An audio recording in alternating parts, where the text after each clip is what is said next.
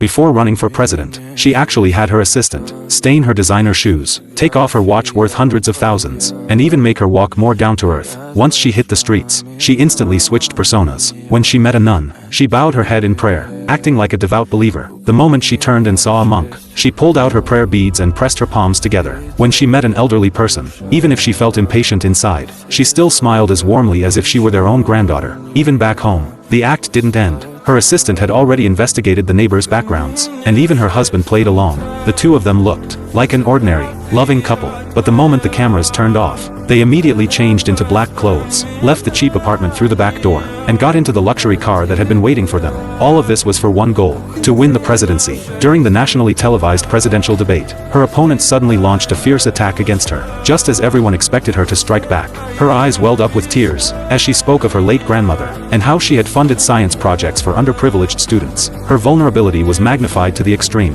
While her opponent's attack was portrayed as cold-blooded, public opinion shifted instantly. But no one knew that this opponent was actually her own man. The two had colluded long ago, one playing the villain, the other reaping the sympathy. As soon as the show ended, they even went to a karaoke bar together to celebrate. But the real twist wasn't over yet. Late one night, she suddenly received a phone call. Her expression changed instantly. She rushed through the night to a forest and walked into a dilapidated cabin. As soon as the door opened, the person who was supposed to be dead was not only alive but doing just fine. It turned out that the story that had moved the entire nation was all fabricated. Her grandmother looked at her with eyes full of disappointment. She couldn't understand why, even though she was clearly still alive, yet was being written out of the story as dead. She urged her granddaughter to return to being the honest person she once was, but the woman fell silent, for she knew all too well that once she stopped, she would have nothing left. On the way back, torrential rain poured down. Then she spotted a pile of wishing stones. In that moment, she closed her eyes and began to pray. Let me win. Let me become president. Let me stand above everyone else. At the same time,